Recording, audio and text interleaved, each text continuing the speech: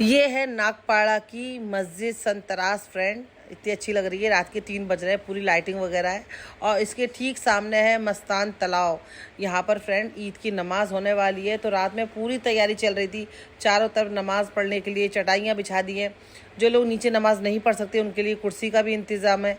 सारे माइक्स वगैरह लगा दिए हैं। तो रात के 3 बजे हम लोग अपने घर जा रहे थे, तो मेरी नज़र पड़ी, तो सोचा आपके लिए भी कैप्चर करते हैं कि नमाज का इतना बेहतरीन तरीका, मतलब बेहतरीन इंतज़ाम हो रहा है ताकि लोगों को नमाज़ पढ़ने में, ईद की नमाज़ पढ़ने में कोई दिक्कत नहीं आए। तो ये सारा इंतज़ाम है फ्रेंड। अस्सलाम वालेकुम फ्रेंड, आप सबको ईद मुबारक। साथ ईद मुबारक बोलो। सुबह का 3 बज रहा है और मैं माँ जी के घर से जा रही हूँ अपने घर पे। हम लोग गए थे रात में सोने के लिए माँ जी के घर पे कि आज रात माँ जी के घर पे सोएंगे माँ जी के साथ में, क्योंकि माँ जी घर पे अकेली हैं। लेकिन भाई रात के 3 बज गए, या कहो सुबह के 3 बज गए। साथ को नींद नहीं आ रही। बोला मम्मा अम्मी जगह चेंज हो गई है, तो नींद नहीं आ रही है, जगह चेंज हो गई है। तो सोहेल सो रहा है माँ जी के साथ में, अब मैं और साथ जा रहे हैं अपने घर पे।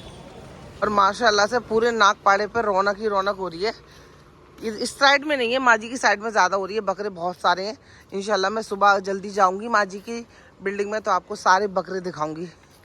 बकरे क्या है साथ, वो कैसे बकरे, मैं तो इतने बड़े बड़े बकरे एकदम लाइव पहली बार देखी हूँ। इतना बड़ा एकदम से साइज देखा था बकरे का, माशाल्लाह कितना बड़ा था यार।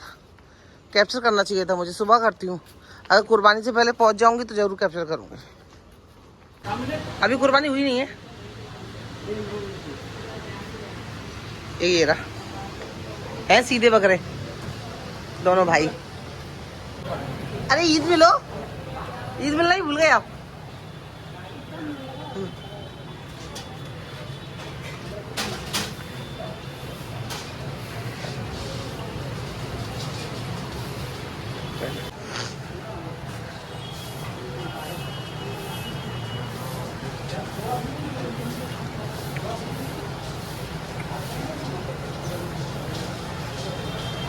और उसके बाद में मैं सोहेल से भी यहाँ पे ईद मिली और माँ जी बोल रही है अरे बिल्डिंग के सब आदमी देख लेंगे। अभी माँ जी जूस पी कर थोड़ा आराम कर रही है। ये आराम करके उठेंगी 11-12 बजे के आसपास। इनके लिए पानी गर्म करूँगी, फिर इनको ना कपड़े वपड़े चेंज करा दूँगी मैं। इनका एक नया सूट सिला रखा हुआ है, वो पहना दूँगी इनको। फिलहाल मैंने अंदर घर की थोड़ी झाड़ू पोछा करके थोड़ा साफ़ कर दिया है घर को।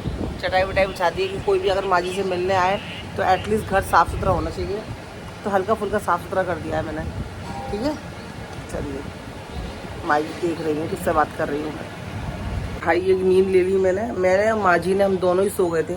अब सो के उठे हैं तो माँ जी ने शीर खुरमा पिया है, मैंने निकाल के रखा है, ठंडा हो रहा है। मैंने शीर खुरमा आज बनाया ही नहीं है फ्रेंड, क्योंकि मैं यहाँ पर हूँ और मेरा सारा सामान जो है मेरे घर पे है। तो जब मैं अपने घर पे जाऊँगी ना तभी शीर खुरमा बनाऊँगी। जब तक मैं यहाँ पर हूँ तो शीर खुरमा भी नहीं बनाई ईद पे। तो अभी ना सोहेल की बहन ने, मेरी नंद ने ना शीर खुरमा भेजा है, तो वही मैं पी रही हूँ। माँ जी के लिए भेज दिया था। यहाँ पे पानी गर्म करा मैंने माँ जी के लिए। माँ जी ठंडे पानी से नहाती नहीं है, गर्म से ही नहाती है भाई, उनको ठंड लगती है। वो निकाल देंगे कपड़े पहन के ईद के लिए। ईद का जोड़ा इसमें ही है, उसमें ईद के कपड़े, ईद का कपड़ा ये पहनूंगी। ठीक है, तो ये पहन लो। और मेरा शीर खुरमा ये रहा। तो ठंडा हो रहा है, अभी बहुत गर्म है, गरम गरम भाई नहीं पिया जा रहा है। तो ये ठंडा हो जाएगा तब पीऊँगी मैं। 1 बजने जा रहा है फ्रेंड। देखो कुर्बानी के बकरे अभी भी कुर्बान नहीं हुए हैं। ये शायद कल कुर्बानी होगी इनकी, क्योंकि आज ना बकरे काटने के लिए कोई कसाई नहीं मिले। सारे बुक इतने चल रहे हैं ना, तो कोई आज एक भी कसाई नहीं है जो कुर्बानी हो सके। तो शायद इन लोग की कुर्बानी कल होगी। तो होता है फ्रेंड, यहाँ पे ना कसाई जो होते हैं ना बहुत मुश्किल से मिलते हैं और बुक रहते हैं, जल्दी ज़्यादा मिलते नहीं हैं। तो इसीलिए ऐसा होता है। ज़रूरी नहीं है यहाँ पे ईद वाले दिन ही कुर्बानी हो। हमारे यहाँ तो ईद वाले दिन ही कुर्बानी होती है, पर यहाँ पे बासी तिवासी को भी कुर्बानी होती है। तो यहाँ पे जितने भी कंपाउंड में बकरे ना, सब की सब ऐसी की ऐसी बैठे हुए हैं, अभी खा रहे हैं, पी रहे हैं, सो रहे हैं। किसी की भी कुर्बानी नहीं हुई है। तो जिसकी भी होगी कल होगी, किसी की परसों होगी। मेरे घर पे अभी इतना गोश्त आया है फ्रेंड, अल्हम्दुलिल्लाह बहुत सारा गोश्त आ गया है। और इतना सारा तो मेरी नंद ने दिया है। ये देखो ये वाला गोश्त जो है, ये मेरी जो नंद है, बड़ी नंद, उन्होंने दिया है। ठीक है, तो इसको मैं रख देती हूँ। और ये वाला गोश्त इसको रख देती हूँ। ये सारे गोश्त है फ्रेंड। और उसके लिए सेव करने के लिए मैं आपको बताती हूँ, मैं इस तरह की थैलियाँ बकरीद पे इस्तेमाल करती हूँ। या गोश्त घर में मुझे जब स्टोर करके रखना होता है फ्रीज़र में, तो मैं इस तरह की थैलियाँ आती है ना वाइट वाली, इसके अंदर जो घर पे आपकी काली थैलियाँ आती हैं, वो जो धनिया मिर्चें उसमें नहीं रखा करूँ, वो सेफ़ नहीं होती है लंबे समय के लिए। 1-2 दिन की बात अलग है, लेकिन हमें ज़्यादा टाइम के लिए सेव करना है, 8-10 दिन के लिए सेव करना है। उसके लिए आपको नॉर्मली ये 30 रुपये की ये थैलियाँ मिल जाएंगी। हो सकता है आपके यहाँ और सस्ती हो। किसी भी दुकान होती है ना जो वो बेचते हैं, जो सोल क्या बोलते हैं दुकान को, ये दुकान जो को क्या बोलते हैं, यहाँ पे डब्बे वगैरह मिलते हैं, गिफ्ट शॉप होती है या डब्बे वगैरह मिलते हैं, वहाँ ये थैली आसानी से मिल जाती है। दूध वाले की मिल जाएगी, दही वाले की मिल जाएगी, कोई भी दे देगा आपको। तो मैं लाई हूँ, इसका साइज़ होता है अलग अलग। तो ये मैं लाई हूँ साइज़ आधा किलो का। चलो रबड़ भी चाहिए थी, रबड़ तो है मेरे पास।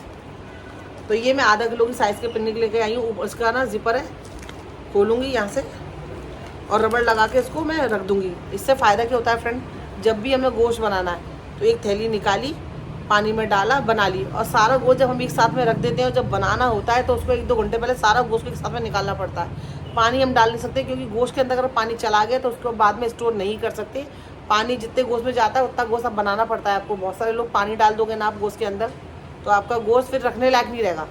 ये मैं आपको टिप्स दे रही हूँ, बकरा ईद के टिप्स, कि गोश्त के अंदर आपको जितना खाना है, जितना बनाना है, आप उतना ही निकालो, उसको ही पानी में डालो। सारा गोश्त भगोने में, पतीले में एकदम जमा कर देते हो आप। फिर जब बनाने के टाइम पे सब में पानी डाल दोगे, फिर आप सोचोगे कि मैं इसको स्टोर कर दूँ फ्रिज के अंदर, फिर वो ख़राब हो जाएगा, उसके अंदर टेस्ट नहीं आएगा। तो ये मैंने टिप्स दिया है आपका। तो मेरे पास जितना भी गोश्त है करीब है, इसको 3 किलो करीब होगा, 3, साढ़े 3, 4 किलो गोश्त है। तो इसको मैं ऐसे इतना आधा किलो करके थैली में रख देती हूँ, ठीक है। तो चलो, और फ्रेंड एक बात और, प्लीज़ जितना गोश्त खा सकते हो, जितना गोश्त आपके घर के अंदर बनता है मेंबर वाइज, आप उतना ही गोश्त लेना। अदरवाइज़ मैंने अपनी आंखों से लोगों को, यहाँ नहीं आगरे की बात बता रही हूँ मैं, इतना गोश्त ले लेके भर लेते हैं। पता है उसके बाद क्या करते हैं, महीना 15 दिन के बाद गोश्तों को मैंने फेंकते हुए रोडों पे देखा है। मैंने रोडों पे गोश्त पड़े हुए देखा है। तो इसीलिए आपकी वजह से जो ज़रूरतमंद इंसान होगा उसका हक मरेगा। तो आपको जितनी रिक्वायरमेंट है, आप जितना खा सकते हो, महीना 15 दिन जितने घर के अंदर मेंबर है उसके हिसाब से आप गोश्त ले लो।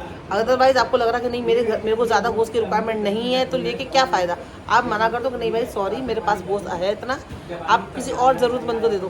तो वो गोश्त जो है वो आगे किसी और ज़रूरतमंद के चला जाएगा। मेरे पास जितना गोश्त आया है, अभी 1-2 दिन में गोश्त और आने वाला है। मैं इसलिए भी ये सारा गोश्त मेरे घर के लिए नहीं ले रही हूँ। सोहेल के कुछ दोस्त हैं फ्रेंड, जो कि मतलब उनके घर पे गोश्त वगैरह इतना नहीं आता है, तो सोहेल से उन्होंने कह दिया था कि भाई तुम्हारे घर पे गोश्त ज़्यादा है तो प्लीज़ मुझे दे देना। तो इसीलिए मैं गोश्त को इस तरह से करके रख दूँगी कि सोहेल के जो दोस्त हैं, हम खा रहे हैं तो उनके घर भी बनना चाहिए ना फ्रेंड। तो सोहेल अपने दोस्त को थोड़ा सा दे के आएंगे। तो ये मैं आपको टिप दे रही हूँ कि ऐसा नहीं हौके के मारे लोग, औरतें इतना गोश्त भर लेती हैं, फ्रीजर में भर लेती हैं, फिर वो बाद में नीला पड़ने लगता है, काला पड़ने लगता है, उसको रोड पे फेंकेंगी। गर्मी पड़ रही है, देखो बहुत सी जगह पे लाइट भी जाती है। तो आप उस हिसाब से अपने घर के अंदर गोश्त रखना कि लाइट भी जाएगी, फ्रिज बंद रहेगा। गोश्त उतना लो जितना 8-10 दिन में ख़त्म हो जाए, नहीं बाकी आगे आप किसी और को दे दो, ठीक है। चलिए मैं अपना काम कर लेती हूँ। और ये देखो फ्रेंड, मैंने कितनी अच्छी तरह से गोश्त को सेटअप कर दिया। आपके पास अगर वो हो ना, बास्केट आती है, तो अब वो रख देना। मेरे पास नहीं थी तो मैंने गोश्त को इस तरह से देखो रख दिया। जो भी इसमें से मुझे बनाना होगा, पॉलीथिन में, डब्बे में, ये 2 अलग मैंने रखे। ये गोश्त अलग है, थोड़ा ज़्यादा है। बाकी मैंने अपने घर के हिसाब से, बनाने के हिसाब से इस तरह से थैलियों में करके रख दिया है। जो भी जब मुझे बनाना होगा इसमें से एक हाथ डालूंगी, एक थैली निकालूंगी और इसको बना लूँगी। बाकी की चीज़ें ऐसी रहेंगी। तो ये मैं टिप्स इसलिए दे रही हूँ क्योंकि अभी ये आपकी टिप्स की, छोटे छोटों की बहुत ज़रूरत है। और अभी भी इसके अंदर माशाल्लाह अभी इतना स्पेस है कि अभी कहीं से गोश्त और आएगा तो वो भी मैं उसको अच्छे से मैनेज कर सकती हूँ, ठीक है। तो आपको अगर ये मेरा टिप्स अच्छा लगा हो तो इस पर लाइक कर देना, सब्सक्राइब कर देना। आपको मेरा ये वाला ट्रिक अच्छा लगा तो प्लीज़ सब्सक्राइब करना, चैनल को दुआ में याद रखना। और एक बार फिर से आप सबको बकरा ईद बहुत बहुत मुबारक हो फ्रेंड। तो ये छोटा सा ब्लॉग आपके साथ शेयर कर दिया, यहीं ख़त्म करती हूँ। जल्दी मिलूंगी नए ब्लॉग के साथ में, अपना ख्याल रखना। और ये पता नहीं क्या गूगल से ना, इतना गूगल को काम देते हैं यार, इतना गूगल गूगल गूगल, पूरा अक्खा दिन ये गूगल को परेशान करते हैं, ऐसे ऐसे सवाल करते रहते हैं उससे बैठे बैठे। बस मैं आपको क्या बताऊँ, अपना दर्द मैं किससे बयां करूँ, किससे कहूँ मैं अपना दिल का हाल। अल्लाह हाफ़िज़।